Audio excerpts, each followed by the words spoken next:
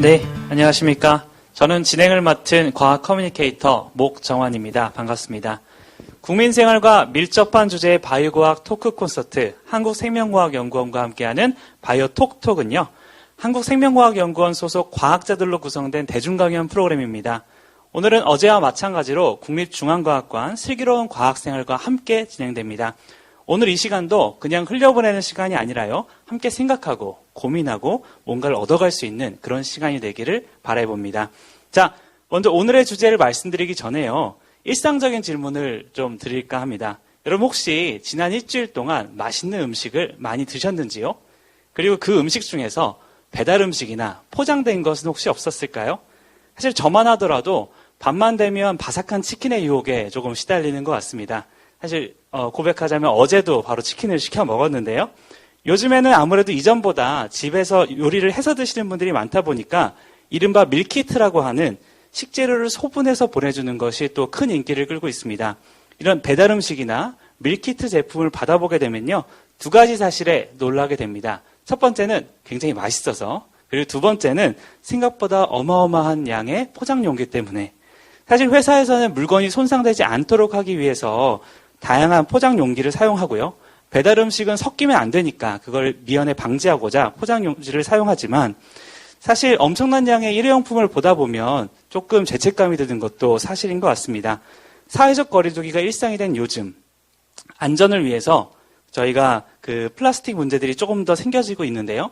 포장뿐 아니라 마스크랑 장갑 등의 일회용품 사용이 실제로 올해 1월부터 8월까지 전년과 대비했을 때 11.4%나 증가했다라고 합니다. 그래서 마련한 오늘의 주제는요. 바로 플라스틱입니다. 오늘 이 시간을 통해서 편리함과 환경 문제라고 하는 동전의 양면 같은 이 플라스틱을 어떻게 사용해야 될지 심도 있게 고민해보는 시간이 되기를 바랍니다. 또 보시면서 문득 든 궁금한 사항이나 평소 플라스틱과 쓰레기, 환경 문제에 대해서 갖고 계셨던 질문이 있다고 하면 이어지는 바이오 토크 시간에 질문해 주시면 될 것 같습니다. 강연 주제와 관련된 어떤 질문도 괜찮고요. 네이버 TV 실시간 댓글창을 이용해서 많은 질문 부탁드립니다. 모쪼록 여러분께서 모두가 알고 싶고 궁금했던 내용들이 잘 해소되는 시간이 되기를 바라봅니다. 플라스틱이 대량 생산되기 시작한 것은 1950년대부터라고 합니다. 그때부터 2015년까지 무려 3억 1,100만 톤이 생산됐다고 하는데요. 해마다 수십억 개의 플라스틱 식기류가 버려진 플라스틱이 바다로 들어가고 이것이 마모되면서 미세 플라스틱이 되고 어류가 먹고 그 어류가 우리의 식탁 위로 올라오고 이거는 사실 굉장히 잘 알려진 사실인 것 같습니다. 그로 인해서 우리가 먹는 플라스틱의 양이 일주일에 평균적으로 신용카드 한 장 그리고 한 달로 따지면 칫솔을 한 개씩을 씹어 먹는다라고 이제 저번 시간에도 말씀을 드렸는데요. 바로 이 미세 플라스틱에 대한 이야기를 조금 더 심도 있게 나눠보고자 합니다. 먼저 환경질환연구센터 책임연구원으로 계신 정진영 박사님이 강연을 해주실 텐데요. 주제는 미세 플라스틱은 어디로 갈까?입니다. 그러면 박사님을 모시고 이야기 들어보도록 하죠. 안녕하세요. 한국생명공학연구원의 정진영입니다. 오늘 한국생명공학연구원과 함께하는 온라인 바이오 톡톡 과학자의 대화에 들어와서 여기 참여해 주시는 여러분 반갑습니다. 제가 오늘 말씀드릴 내용은 미세 플라스틱은 어디로 갈까입니다. 미세 플라스틱에 대해서 굉장히 관심이 많으시고 지금도 많은 질문들이 사전 질문을 포함해서 올라와 있는데요. 제가 발표를 하고 이제 질문에 대한 답변 드리도록 하겠습니다. 오늘의 키워드부터 살펴볼까요? 사실 많은 내용들이 있지만 이제 중요한 것은 플라스틱 그리고 미세 플라스틱 거기에 가장 작은 초미세 플라스틱을 여러분께 소개해 드리도록 하겠습니다. 먼저 플라스틱에 대해서 한번 알아보도록 하겠습니다. 플라스틱이 어떻게 만들어졌는지 혹시 아시나요? 지금 여기 사진 그림을 보시면 아시겠지만 플라스틱은 석유로부터 만들어집니다. 이 석유를 분별 중류를 통해서 경유, 등유, 중유, 가솔린 등으로 분리를 할 수가 있는데요. 그 사이에 나프타라는 물질을 만들 수가 있습니다. 그 물질이 바로 이 다양한 플라스틱 제품을 만들 수 있는 원료가 됩니다. 그렇다면 이 나프타에 대해서 조금 더 자세히 알아보도록 하겠습니다. 나프타는 크게 또 두 가지로 나눌 수가 있는데요. 에틸렌, 프로필렌, 또 중간 원료로서 알려져 있는 PX 등이 있습니다. 이런 단량체를 가지고 저희가 고분자 합성을 하게 되면 우리가 흔히 지금 사용하고 있는 폴리에틸렌, 폴리프로필렌, 폴리스타이렌과 같은 합성 수지가 만들어지게 되고요. 또 우리가 매일 입고 또 신고 있는 신발도 이러한 합성 섬유로 만들어져 있기도 합니다. 또 우리가 매일 타고 있는 자동차, 버스에 있는 타이어도 합성 고무로 만들어져 있고요. 그런데 이런 에틸렌이 어떻게 플라스틱 원료가 되는지 지금 잘 이해가 안 갈 수도 있는데 한번 영상을 통해서 그 과정을 보여드리도록 하겠습니다.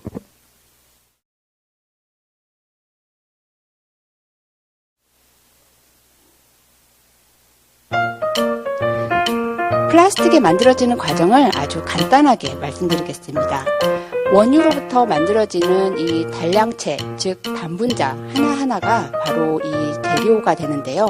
에틸렌, 프로필렌, 스타이렌 이런 단량체들이 고분자 합성을 통해서 사슬로 이어지게 됩니다. 그것들을 바로 폴리에틸렌, 폴리프로필렌, 폴리스타이렌 등이라고 얘기를 하는 것이죠. 이러한 사슬들이 끊임없이 이어지면은 이제 플라스틱의 원재료가 되는 펠렛이 만들어지게 됩니다. 이러한 펠렛을 또 사출 성형이라는 과정을 통해서 우리가 원하는 모양으로 찍어낼 수가 있는데요. 그렇게 되면 봉지라든가 플라스틱 용기와 같은 것들이 만들어지게 되는 것이죠.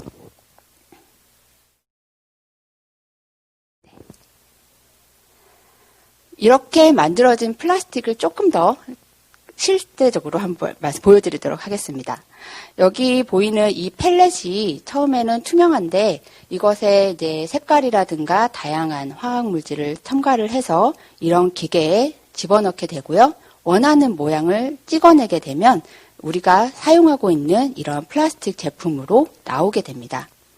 우리 생활에서 이런 플라스틱들이 얼마나 많이 있는지를 한번 살펴볼까요?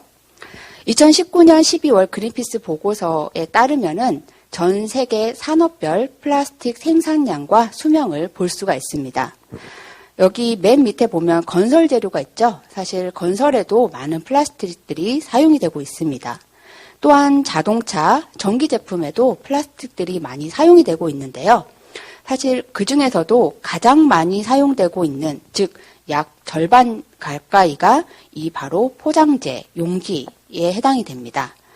사실 포장재 용기라고 하면 잘 기억이 안 나실 수 있는데 사실 우리가 매일 쓰고 있는 또 매일 마트나 이제 슈퍼마켓에 가서 사면 그 물건들이 모두 이 플라스틱 포장으로 되어 있는 것이죠.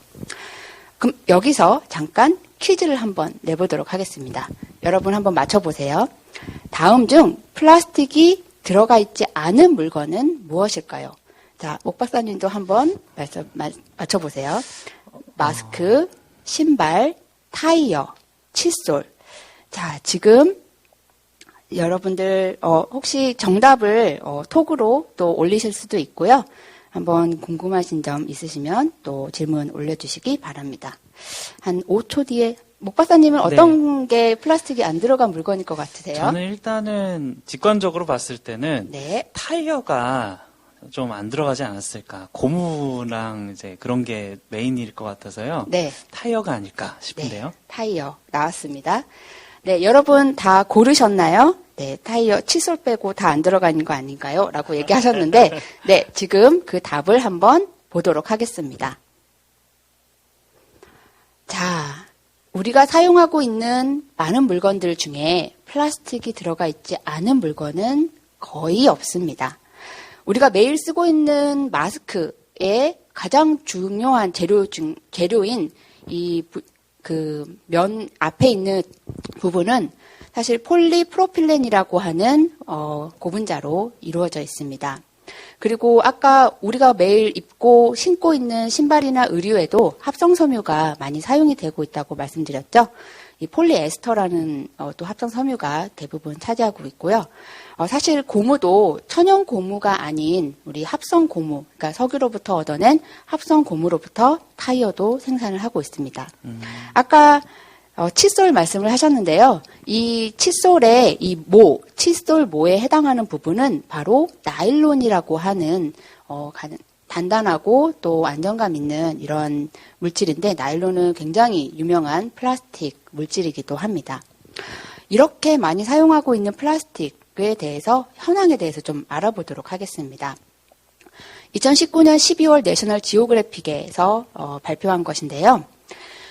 해마다 전 세계에 수십억 개의 플라스틱 식기류가 버려져 있다고 합니다. 그리고 아까 말씀하셨던 신발은요, 2018년 전 세계에서 약 242억 개 신발이 생산됐다라고 하네요. 그리고 아까 또 보셨던 칫솔 같은 경우에는 미국에서만 한 해에 약 10억 개 칫솔이 버려져 있다라고 합니다. 이렇게 많은 플라스틱들이 우리 생활에 실제 사용이 되고 있고 버려지고 있는데요. 이것을 한 과학팀이 1950년에서 2015년까지 생산된 플라스틱 생산과 소비 그리고 폐기에 대해서 조사를 해보았습니다.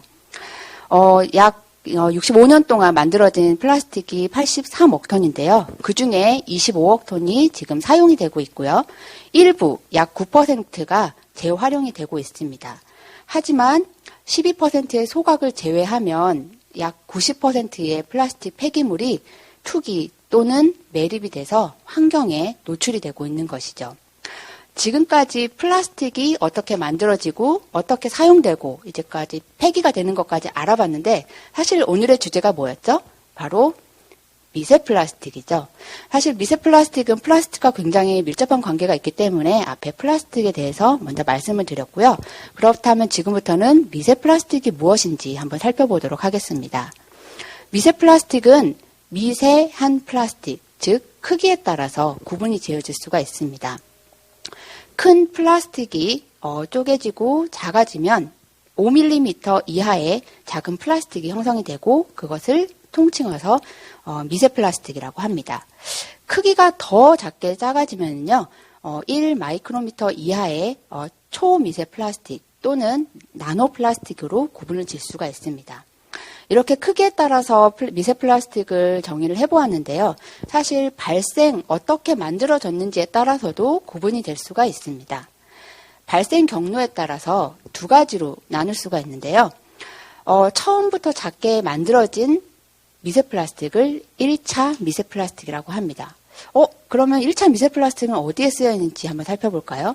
요즘 광고에 미세 플라스틱이 없는 섬유유연제 들어보셨을 것입니다. 그 섬유유연제는 향기를 담는 캡슐이 있는데요. 이러한 향기 캡슐이 지금까지는 미세 플라스틱으로 이루어져 있는 경우가 대부분이었습니다. 요즘에는 그것들을 이제 사용하지 말자는 운동이 있어서 회사에서도 생산을 하지 않는 것이 점점 늘어나고 있는 상태입니다. 그런데 사실 1차 미세 플라스틱보다 더 많이 지금 문제가 되고 있는 것은 2차 미세 플라스틱입니다. 처음부터 작게 만들어진 1차 미세 플라스틱과 달리 아까 플라스틱 폐기물에서 만들어진 작게 쪼개지고 쪼개져서 부서진 플라스틱을 2차 미세 플라스틱이라고 하는데요.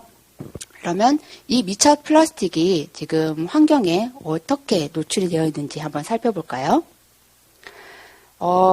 우리가 도시에서 플라스틱을 만들고 사용 후에 버려지게 되면은 매립이나 폐기를 통해서 이게 환경에 노출된다고 말씀을 드렸는데요. 이것이 강이나 하천을 통해서 바다로 유입되는 경우가 대부분이라고 합니다. 이렇게 해양에 많은 미세 플라스틱 쓰레기와 미세 플라스틱이 있을 걸로 추정이 되고 있고요. 사실 해양에서는 굉장히 오래전부터 이러한 플라스틱 쓰레기 또는 미세 플라스틱 연구가 진행이 되어 왔습니다. 그런데 이런 미세 플라스틱은 바다에만 있을까요? 최근 많은 연구자들이 이 미세 플라스틱이 어디로 가는지에 대한 연구를 많이 했습니다. 즉, 이 미세 플라스틱이 바다로만 가지 않는다는 것을 최근에 밝히게 된 것이죠. 도시에서 소각이나 그리고 하천이나 바다에서 생성된 미세 플라스틱들은 에어로졸이나 제부유를 통해서 대기로 이동을 하게 되고요. 이 대기를 통해서 어디로든 이동을 할 수 있다는 것입니다. 최근 미국 연구팀들이 11개의 국립공원을 조사를 했을 때 상당히 많은 미세 플라스틱들이 축적이 된 것을 확인을 할 수 있었고요.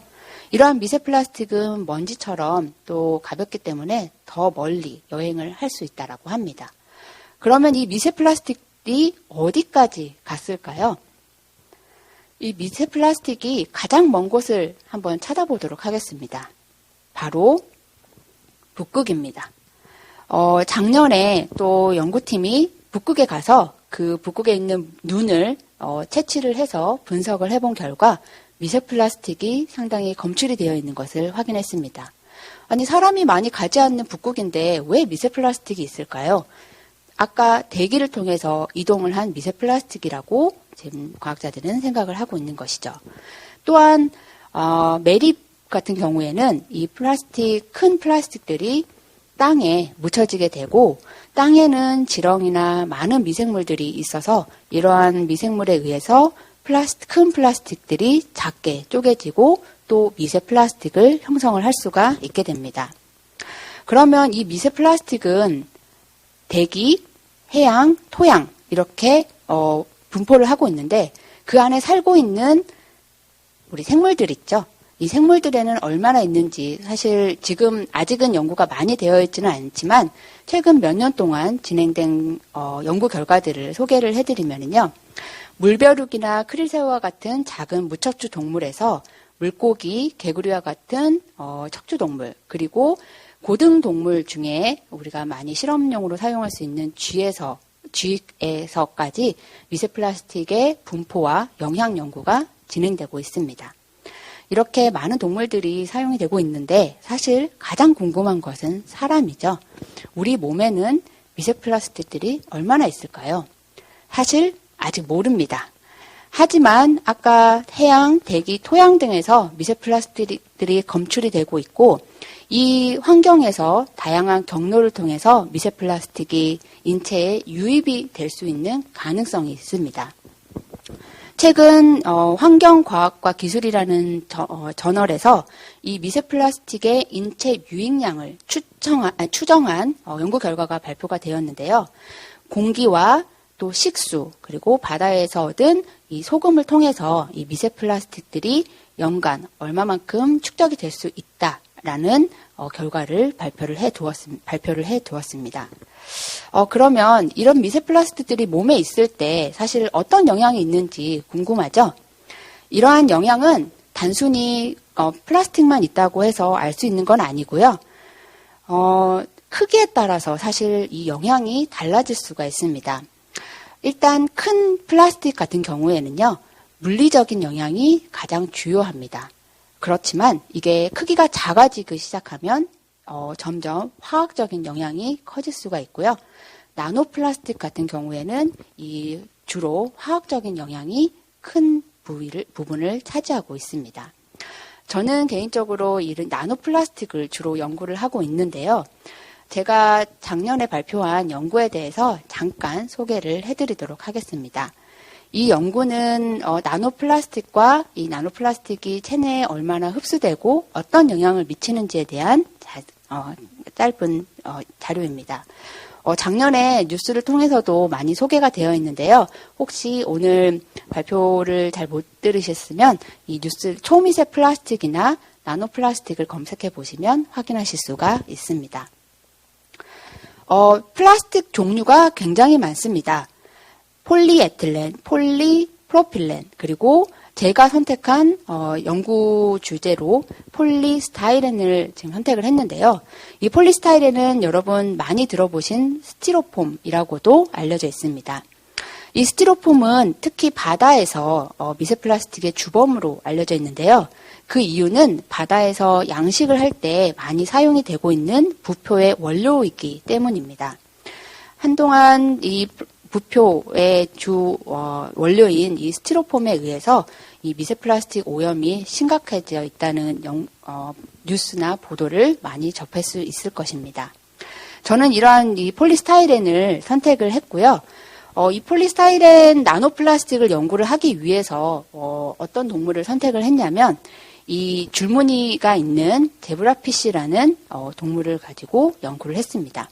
이 동물은 이렇게 알 상태에서는 투명한 몸체를 가지고 있어서 관찰이 나노플라스틱이 몸 안에 있을 때 관찰을 할 수 있는 아주 특징이 있습니다. 제가 사용한 이 플라스틱은 미세 플라스틱 중에서도 가장 작은 나노 플라스틱을 사용을 했는데요. 그 크기가 전자현미경으로도 이렇게 보기가 어려운 50나노에서부터 200나노, 500나노미터까지 연구를 수행을 하였습니다. 자세한 이야기는 시간 관계상 들려드리진 못하지만 이 나노 플라스틱이 이 제브라피쉬에 어디까지 이동을 했는지 한번 살펴보도록 하겠습니다. 나노 플라스틱은 사실 눈에 보이지 않습니다. 그래서 이 플라스틱에 형광 물질을 처리를 해서 이 형광 물질을 관찰을 통해서 나노 플라스틱이 어디에 있는지를 관찰을 할 수가 있는데요. 24시간 동안 이 제브라피쉬에 나노 플라스틱을 함께 담궈놨을 때 이 나노 플라스틱이 24시간 동안 이 제브라피쉬 몸 전체에 흡수가 되어 있다는 것을 확인할 수가 있었습니다. 이 녹색으로 보이는 것이 나노 플라스틱인데요. 이 나노 플라스틱은 제브라피쉬의 모든 기관, 뇌라든가 근육, 척수에서 관찰이 될 수가 있었습니다. 나노 플라스틱이 몸에 들어가면 사실 어떤 영향이 있는지 지금도 연구가 진행이 되고 있는데요. 많은 영향 중에서 한 가지만 좀 소개를 해드리도록 하겠습니다. 이 그림은 여러분 생물 시간에 한 번은 보실 수 있는 세포의 모식도입니다. 세포 하나에는 그 안에 많은 세포 소기관들이 있습니다. 우리 유전자를 담고 있는 세포 핵을 포함해서 골지체, 미토콘드리아 등이 안에 있는데요. 이렇게 그림으로만 보면 이런 게 있구나라고 이제 생각하실 수 있는데 이거를 실제 사진을 통해서도 관찰을 할 수가 있습니다. 바로 제브라피쉬 세포의 전자현미경 사진입니다. 여기 크기를 보시면 1마이크로미터 크기 바가 있죠. 이 전체는 약 한 수 마이크론 정도 되지만 그 안에 많은 물질들이 나노 단위로 존재를 하고 있는 걸 볼 수가 있습니다. 그러면 여기 이 사진만 보면 사실 뭐가 뭔지 잘 모를 수 있잖아요. 그래서 제가 이렇게 가장 중요하고 또 큰 부분을 차지하고 있는 세포 핵을 이렇게 보여드리도록 하겠습니다. 세포 핵은 아까 말씀드린 대로 유전물질을 담고 있는 굉장히 중요한 세포 소기관이죠. 그런데 저는 이 세포 핵보다 더 관심 있는 부분이 있습니다. 바로 노랗게 표시된 이 박스인데요. 이 부분을 좀 더 확대를 해보도록 하겠습니다.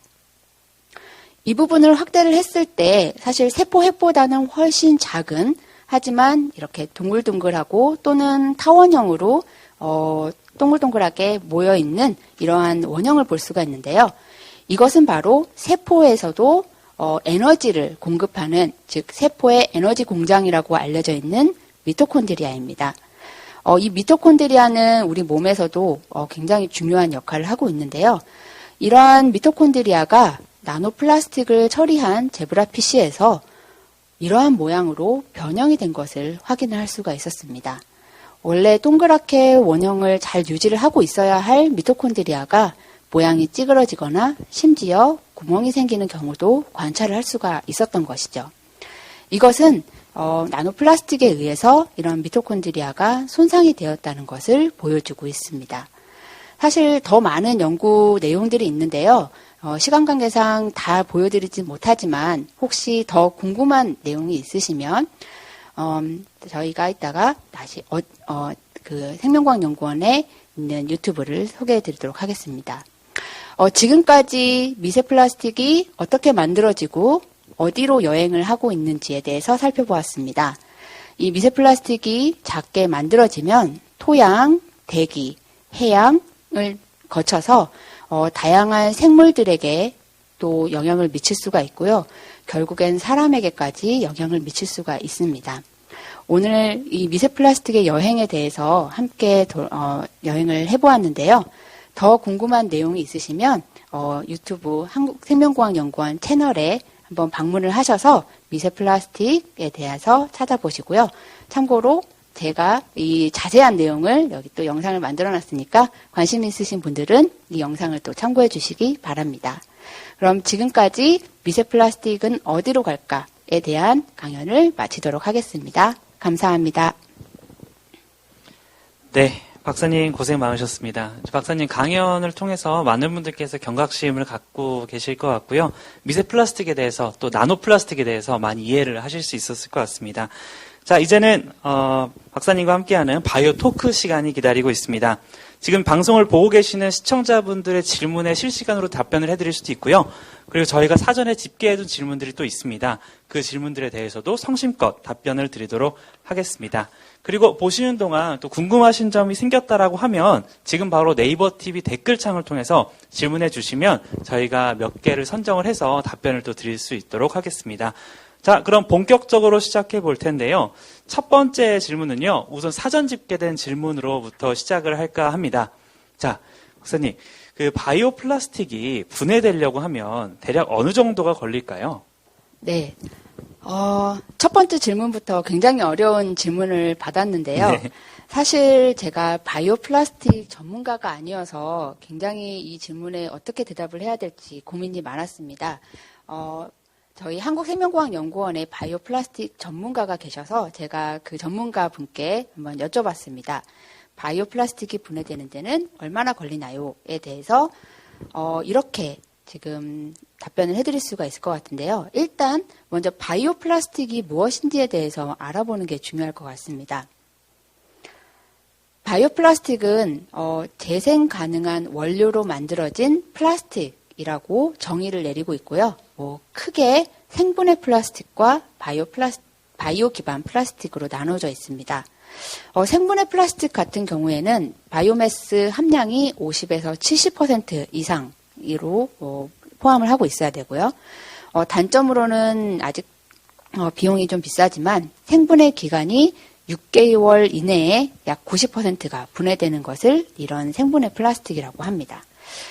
다시 생분해성 플라스틱에 대해서 정의를 내리자면 과학적으로 56도에서 60도 사이에서 초기 45일 동안에는 생분해도가 60% 이상, 180일 동안에는 90% 이상 분해되었을 때 생분해성 플라스틱이라고 정의를 내린다고 합니다. 180일이면 약 6개월 정도 소요가 되는 것이겠죠? 네, 감사합니다. 네, 감사합니다. 그러면은 저희 두 번째 사전 질문인데요. 미세 플라스틱이 환경적으로 어떤 영향을 주는지가 궁금하다라고 하는데요. 요거에 대해서도 짧게 답변 부탁드리겠습니다. 미세 플라스틱과 환경은 지금 많은 분들이 관심을 가지고 있는 부분입니다. 앞에서 플라스틱부터 먼저 말씀을 드렸는데요. 이 플라스틱이 사용되고 폐기가 되는 과정에서 지금 도시의 매립지라든가 토양 그리고 하천을 통해서 바다에까지 이 플라스틱들이 떠다니게 되는데요. 이 플라스틱들이 환경에 노출이 되게 되면 이 햇빛에 있는 자외선이라든가 그리고 움직이는 과정에서 부딪히고 깨지고 하는 과정에서 이런 작은 조각들이 만들어지게 됩니다. 그러면 이런 큰 플라스틱들이 2차 미세 플라스틱으로 만들어지게 되는 것이죠. 그런데 이것이 시간이 굉장히 오래 걸리고 이러한 플라스틱 조각들이 계속 환경에 노출이 되면서 이 환경에 있는 많은 생태계 또 생물들에게 영향을 미칠 수가 있습니다. 이거는 사실 오랫동안 종종 뉴스를 통해서도 접할 수 있는 소식인데요. 예를 들어서 국내에서 폐사된 바다거북의 그 배를 갈라서 그 안을 살펴보니까 이 위장에서 많은 플라스틱들이 검출되었다는 소식을 들어보신 적이 있으실 겁니다. 그리고 최근 5년 동안 이러한 이제 바다 폐어망에서 이 해상 부유물로 인한 이런 많은 작은 사고들, 큰 사고들도 꽤 있을 수가 있고요. 이러한 바다 쓰레기의 약 80%가 이러한 해양 플라스틱이라고 합니다. 이러한 플라스틱들이 점점 바다를 많이 채우게 되면 그 해양 생물에게도 많은 영향을 미치겠죠. 또한 얼마 전에 태평양 한가운데 있는 섬에서 이러한 플라스틱 쓰레기 섬이라든가 또 어떤 섬에서는 그 섬에 살고 있는 알바트로스라는 새가 이 플라스틱을 먹이로 오인을 해서 또 새끼에게 주는 장면을 또 포착한 그러한 사진도 있었습니다. 즉, 이 미세 플라스틱은 환경 그리고 이 생태계에 많은 부작용을 낳을 수 있다는 것을 보여주고 있습니다. 네, 감사합니다. 그 사전 질문 중에 3번이랑 4번을 제가 좀 묶어서 좀 드릴게요. 일반적인 플라스틱에 비해서 바이오 플라스틱이 얼마나 잘 분해되는지 궁금하다고 하고요. 그리고 그게 분해가 됐을 때 생태계나 인간에게 해롭지 않은지 그것도 궁금하다라는 의견이 있었거든요. 네. 아까 바이오 플라스틱의 기준에 대해서 말씀을 드렸는데요. 일단 플라스틱이 분해가 되는 데는 얼마가 걸리는지 최근에 많이 궁금해하셔서 그러한 자료들을 좀 찾아봤는데 스티로폼이라든가 플라스틱 가방, 용기, 통 등은 약 500년 이상, 즉 최소 100년 이상 이렇게 분해가 되는데 시간이 걸린다고 합니다. 정말 거의 분해가 안 된다고 할 수 있을 정도로 네, 분해가 안 되는 것이죠. 네, 네. 그런데 바이오 플라스틱의 정의는 아까 말씀드렸다시피 180일 이내에 90%가 분해되는 것을 생분해성 플라스틱이라고 얘기를 하고요. 최근에 많은 바이오 플라스틱이 연구가 되어 있어서 이렇게 사진을 보시는 것처럼 80일 안에도 분해가 되는 이러한 바이오 플라스틱이 개발이 되고 있기도 합니다. 또 네 번째 질문을 살펴보면요.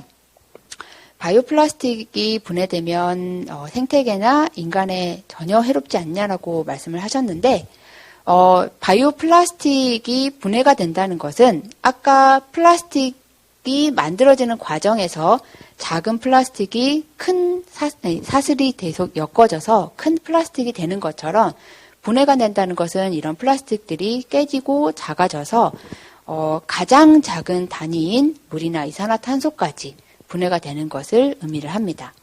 만약 이렇게 가장 작은 물이나 이산화탄소까지 분해가 된다면 해롭지는 않을 것으로 생각이 듭니다.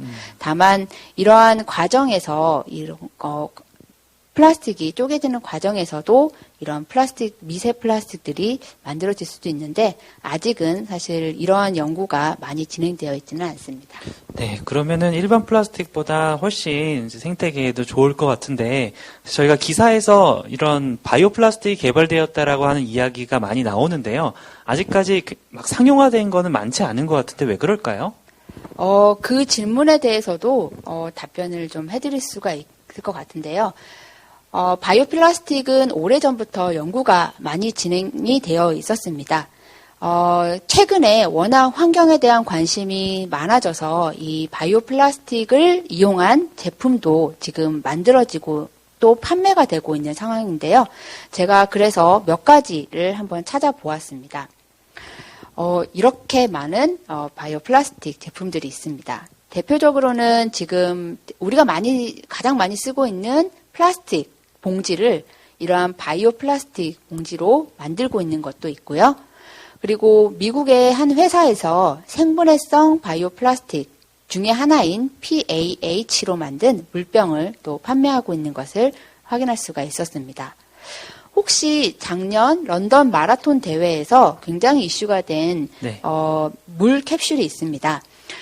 여기 작은 사진이지만 한번 보시면 우리가 마라톤 과정에서 마라토너들이 목이 마르면 사실 물을 마셔야 되잖아요. 맞습니다.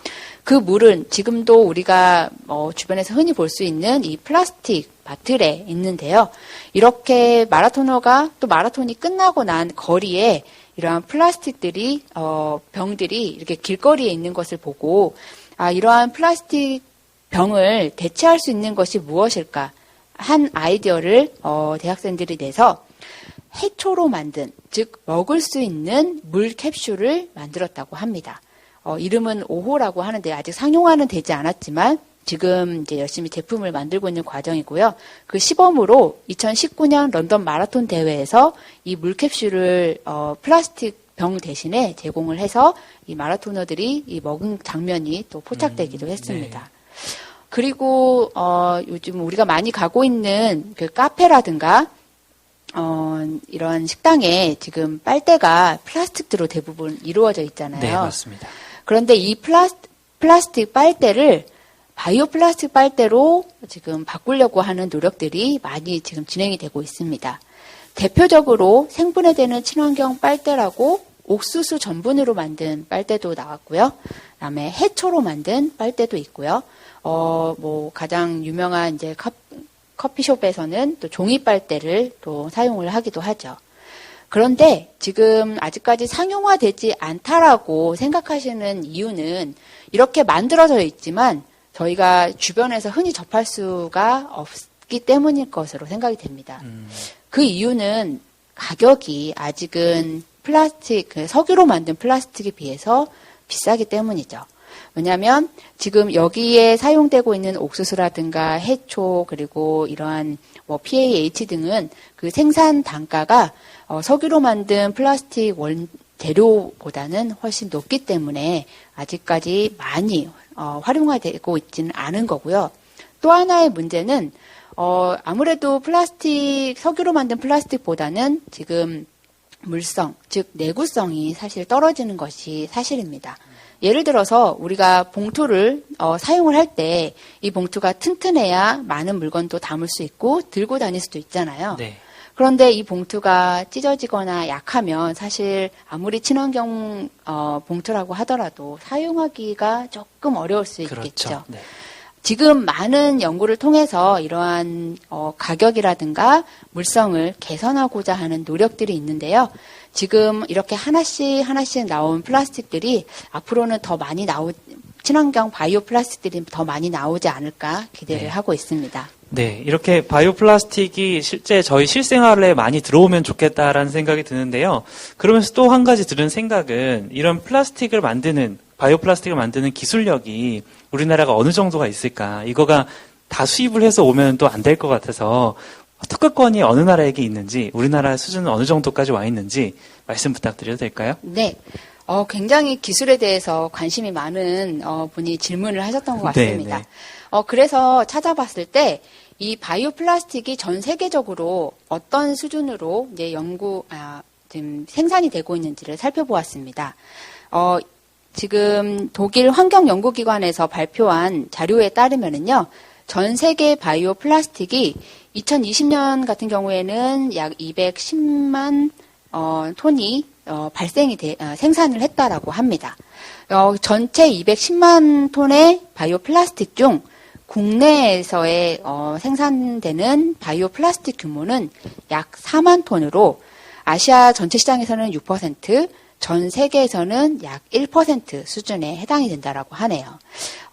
아무래도 국내에서는 연구와 이 생산이 전 세계적으로 아직 많이 부족한 것은 사실이지만 지금 많은 연구자들과 또 기업에서 이러한 바이오 플라스틱에 대한 관심이 매우 높기 때문에 지금 많은 연구가 진행이 된 것으로 알고요. 곧 또 좋은 바이오 플라스틱이 만들어지지 않을까 기대를 해봅니다. 특허권 같은 경우에는 네. 굉장히 어려운 질문인데요. 사실 기술은 개별적으로 또 특허권을 가지고 있기 때문에 어떤 기술에 대해서 관심이 있는지 또 그 궁금하신 내용이 있으시면 특허청에 특허 검색을 하실 수가 있습니다. 바이오 플라스틱도 사실 종류가 굉장히 다양하거든요. 예를 들어서 PLA라든가 PHA라든가 네, 그래서 특별히 관심 있는 바이오 플라스틱이 있으시다면 한번 검색을 해보시기를 추천드립니다. 네, 감사합니다. 그러면 지금 시간이 아주 많지는 않아서 그 다음 질문으로 한번 넘어가 볼게요. 최근 SNS에서 바이오 플라스틱 경우에도 미세 플라스틱이 발생하고 자연 상태에서 분해가 어렵다. 그러니까 소용이 얼마나 있겠냐 이런 주장들이 있다라고 하는데 박사님께서 좀 명확하게 말씀해 주시면 좋을 것 같습니다. 네, 굉장히 날카로운 질문을 하셨습니다. 바이오 플라스틱의 특히 생분해성 플라스틱의 정의가 아까 56도에서 60도 사이에서 약 180일 동안 90%가 분해가 돼야 생분해성 플라스틱이라고 말씀을 드렸죠. 네네. 그런데 56도에서 60도라는 게 바로 함정입니다. 우리 자연 상태에서의 온도는 오늘만 하더라도 지금 밖에 비가 오고 굉장히 쌀쌀해진 날씨인데 지금 바깥 기온이 아무리 높아도 한 15도 정도, 10도에서 15도 정도 하잖아요. 즉 자연 상태에서는 이 생분해를 하기 위한 충분한 온도가 있지 않기 때문에 이렇게 분해가 어렵다는 이야기를 할 수가 있겠습니다. 네. 그래서 이럼에도 불구하고 낮은 온도에서도 분해되는 지금 연구가 진행되고 있고요. 네네. 또 아까 말씀드린 것처럼 바이오 플라스틱도 분해되는 과정에서 작게 쪼개지기 때문에 미세 플라스틱으로 만들어질 수가 있습니다. 하지만 큰 플라스틱보다는 훨씬 빨리 분해가 되기 때문에 이러한 작은 플라스틱들이 더 작게 분해가 돼서 결국에는 가장 작은 단위로 분해가 되지 않을까라고 네. 생각을 하고 있습니다. 네. 그 다음 질문은 생분해성 비닐이 기존 비닐에 비해서 더 잘 뜯어지냐라고 질문이 왔었는데요. 아까 답변에 들어있었던 것 같아서 이 질문은 넘어가고요. 네. 저희가 현장 질문이 또 여러 개가 왔습니다. 네, 그거를 이제 하기 전에 한 가지 꼭 말씀을 드리고 싶은 게, 네네.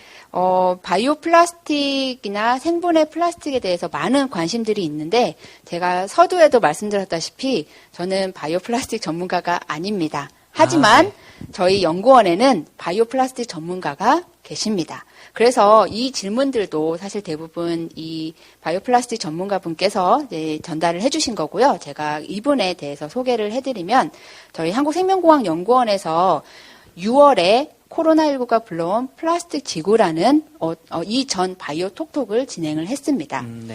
이때 다양한 주제로 발표가 있었는데요. 그 중에서 바이오 플라스틱에 대해서 발표하신 성봉현 박사님의 발표를 한번 들어보시기를 추천드립니다.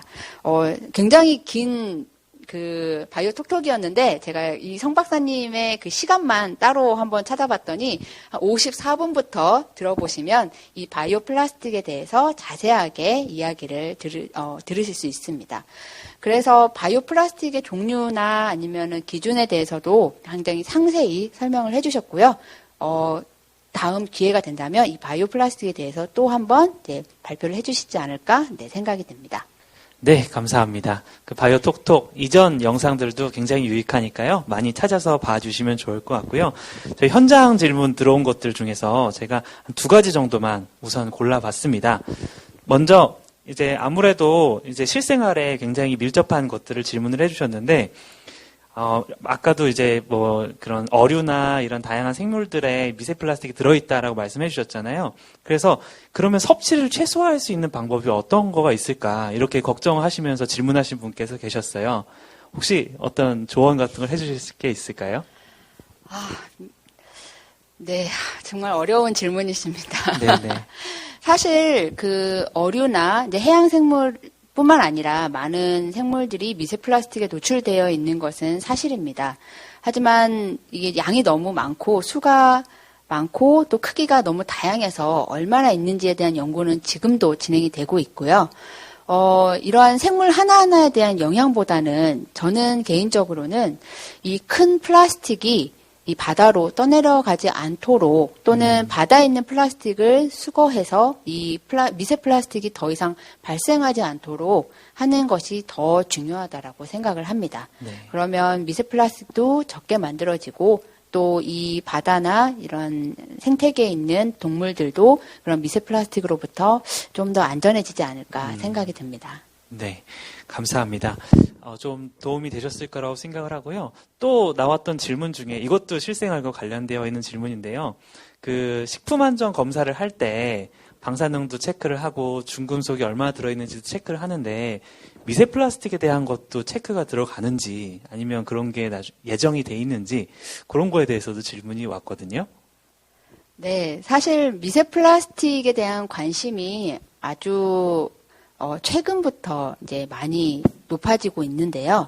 이 미세 플라스틱이 일부 생물에서 발견이 되고, 뭐 소금이라든가 뭐 이런 데서 나오기는 하지만 아직 전체적으로는 많이 정보가 부족한 상황입니다. 이러한 정보를 먼저 수집하고 확보를 해야 그런 것들에 대한 이제 현황이라든가 이런 것들을 파악을 할 수 있을 것 같고요. 굉장히 지금 이제 바다에서는 이런 미세 플라스틱을 줄이고자 하는 노력들이 많이 되고 있는데 이러한 지금 우리가 먹고 마시는 식품이라든가 이런 것들은 아직은 더 많은 정보를 좀 더 모아서 그 다음에 또 그런 자료를 통해서 또 정책을 마련할 수 있지 않을까 생각이 됩니다. 네, 감사합니다.